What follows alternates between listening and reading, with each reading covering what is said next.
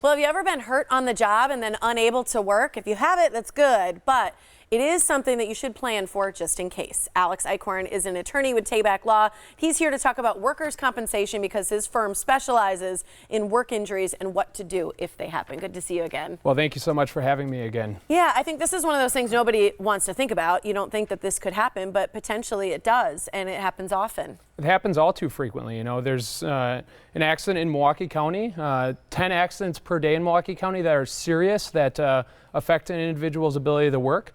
So it happens far too frequently, and that doesn't even take into consideration more minor injuries, such as a cut to the finger or even an injury to the knee, like a meniscus injury. Yeah, something like that that may kind of compound over time, or back injuries, things like that. I know those are all things. One of the things that you do, because a lot of people are unsure of if their injury qualifies or if it's bad enough or what to do in the first place, and so you do risk-free consultations, right? Yeah, and that's exactly right.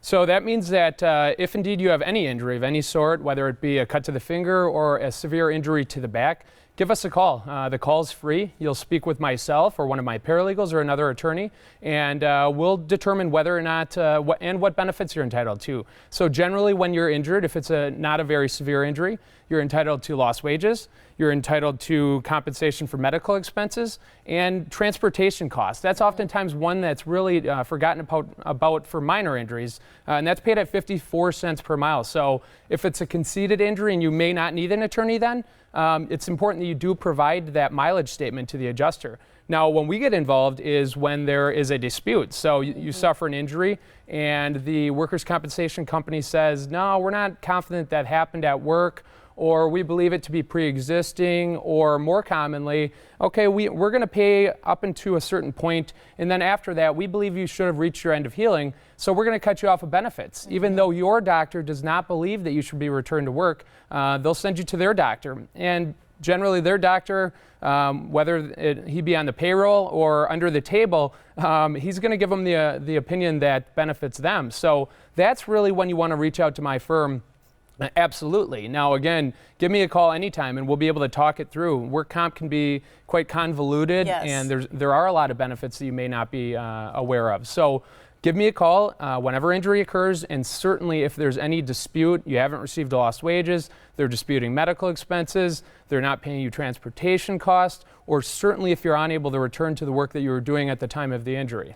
I mean, that makes me sad. It makes me sad to think that somebody could be in pain or unable to do their job or whatever it may be and just not being able to be compensated, because all you want to do is be good for your employer. All you want to do is feel good in life.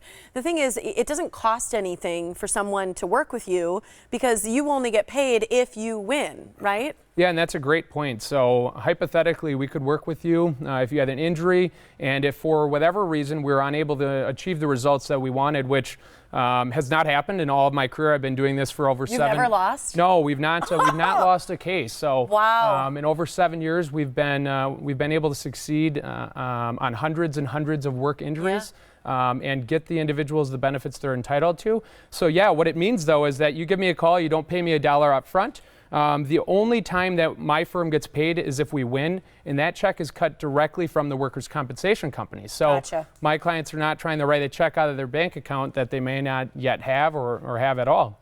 Okay, so say you caught somebody's ear and they're thinking, this is me. This is potentially me. I need to do something. I need to figure this out. What's one of the first things that you should do when you are injured and unable to work? Because you talk about your loss of earning.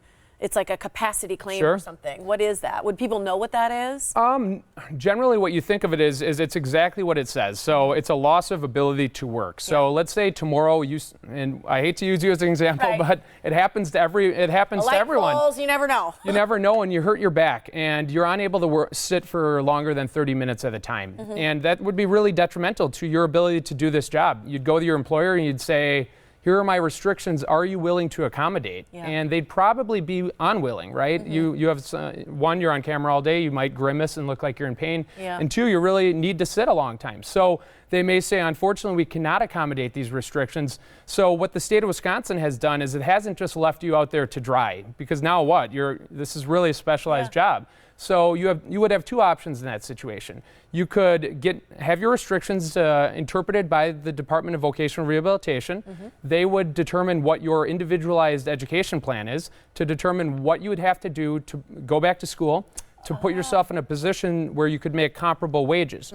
Alternatively, if the injury was so severe that you're unable to work in any capacity, my firm specializes in Social Security disability. We're one of the largest in the nation and certainly the largest in Wisconsin. We've helped thousands of people get disability benefits.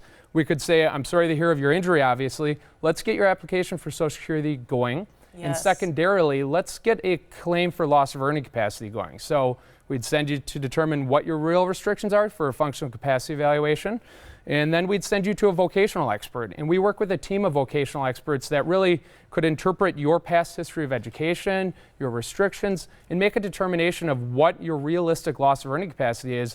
And then, depending on the extent of the injury, there is a potential settlement, or potentially if you can never work again and it's determined by the vocational counselor, you're entitled to lost wages at your average weekly wage TTD rate, which is 2/3 of what you generally make, for the remainder of your life. Oh my God. Okay, so here's the thing. People are going to get confused. They need to call you. You have the risk-free consultation. The phone number for Tabak Law is 414-351-4400. TabakAttorneys.com to contact Alex and his group. Thank you so much for being here. Well, thank you again so much for having me. It's always a pleasure to see you. Absolutely. Appreciate it.